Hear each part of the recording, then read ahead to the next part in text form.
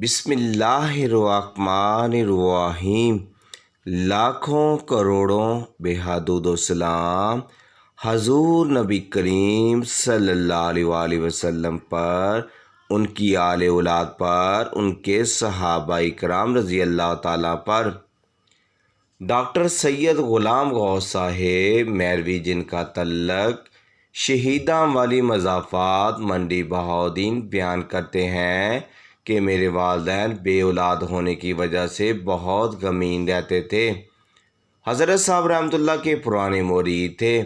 ایک بار حاضر ہوئے تو ریلوے اسٹیشن سے دربار شریف تک دونوں میں بحث و تکرار ہوتی رہی کہ اولاد کے لیے حضرت پیر مہر علی شاہ صاحب رحمۃ اللہ کی خدمت میں کون دعا کی درخواست کرے گا۔ دونوں حضرات صاحب کے آگے شرما رہے تھے۔ حضرت صاحب رحمۃ اللہ کی خدمت میں جب حاضر ہوئے تو حضرت صاحب رحمۃ اللہ نے تبسم فرماتے ہوئے پوچھا، تم لوگ کس بات پر جگ رہے تھے؟ اس کے ساتھ فرمایا، حق تعالیٰ نے چاہا تو وہ تمہیں فرزند عطا فرمائے گا۔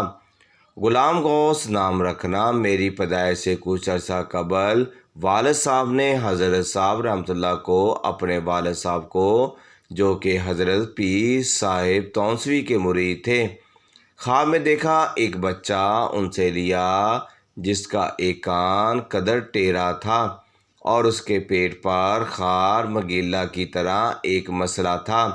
صبح اٹھ کر والد صاحب نے اس خواب کا اعلان کر دیا۔